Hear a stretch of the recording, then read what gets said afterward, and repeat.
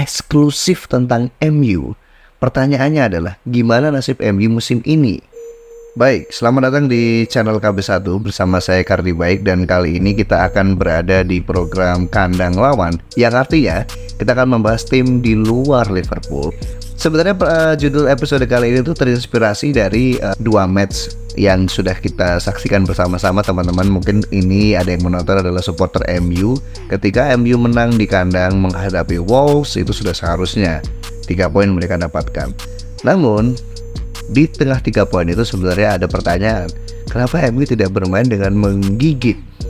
Tidak menarik dalam arti penyerangannya tidak ada yang berbahaya, lini tengahnya juga sering sekali dia keropos, bahkan menghadapi Wolves itu sudah berapa kali itu Wolves memiliki shot on target, namun ada Andre Onana yang tampil cemerlang dengan menjadi tembok kokoh. Dan gol yang benar-benar saya pikir lucky goal dari Varane. Wan-Bissaka mencetak assist, dan itu dari open play ya. Ini menjadi hal yang membingungkan, kenapa Varane dan juga Wan-Bissaka benar-benar sampai ke lini depan. Wow, kualitas dari Varane ini patut diacung jempol. Namun di pertandingan menghadapi Tottenham kemarin terbukti sekali bahwa kekhawatiran di pertandingan pertama terjadi. Sulitnya MU mencetak peluang berbahaya di gawang Vicario di pertandingan kedua ini menjadi momok akhirnya untuk pertahanan MU sendiri, karena ketika mereka tidak bisa mencetak gol, maka sisi lain yang harus mereka kuatkan adalah bertahan. Dan kalau saya memposisikan diri sebagai pemain, ketika striker saya atau lini tengah atau lini serang dari tim saya itu sulit untuk bisa mencetak gol, maka saya sebagai pemain sebenarnya gemes gitu. Gimana sih kok nggak bisa cetak gol?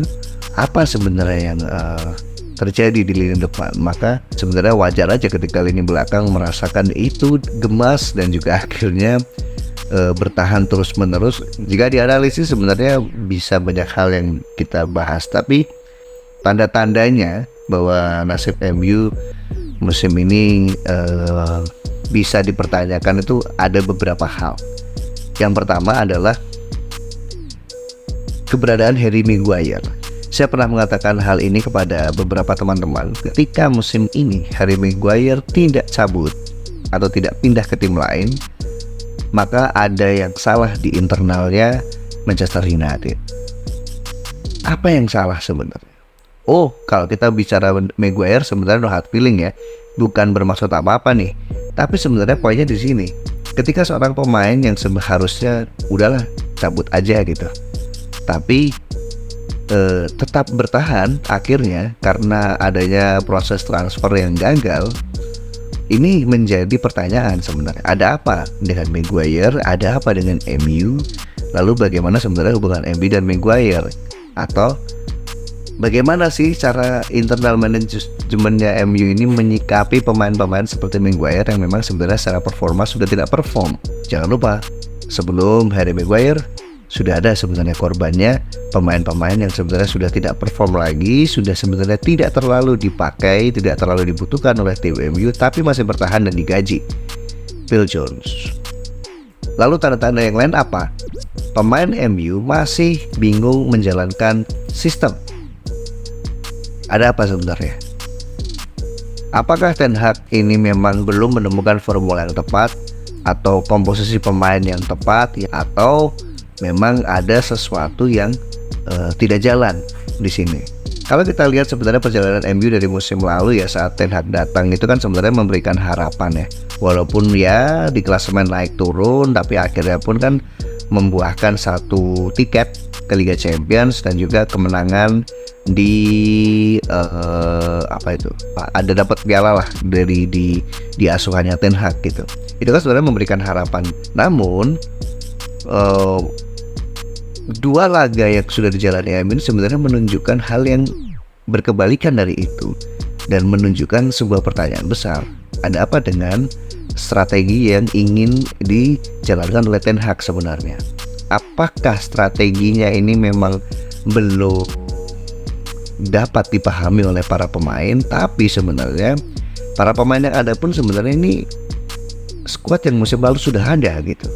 1 musim beradaptasi dengan Ten Hag harusnya sudah cukup untuk membuat mereka paham yang diinginkan Ten Hag itu seperti apa. Atau malah kebalikannya, dari perspektif yang lain kita melihat bahwa ternyata Ten Hag mungkin belum bisa memahami pemain-pemainnya sendiri gitu.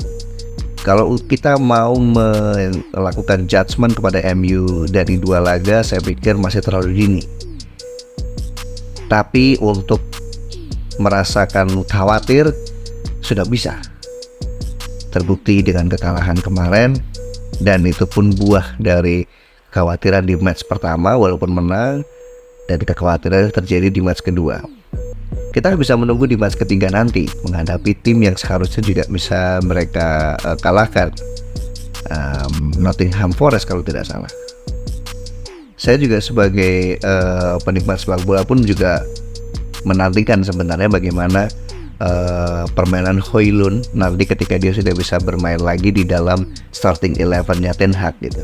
Apakah dia bisa menjadi seperti Haaland atau dia dimainkan seperti Weghorst di posisi nomor 10, atau dia bisa menjadi flop kalau seperti kata orang.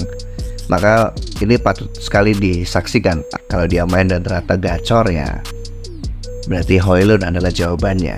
Tapi kalau ternyata tidak juga menghasilkan permainan yang meyakinkan, maka saya pikir tidak berlebihan untuk bertanya bagaimana nasib MU di musim ini. Terima kasih sudah menonton Kandang Lawan bersama saya Kardi Baik di channel KB1. Jangan lupa like teman-teman, komen, share, dan juga subscribe. Saya Kardi Baik pamit.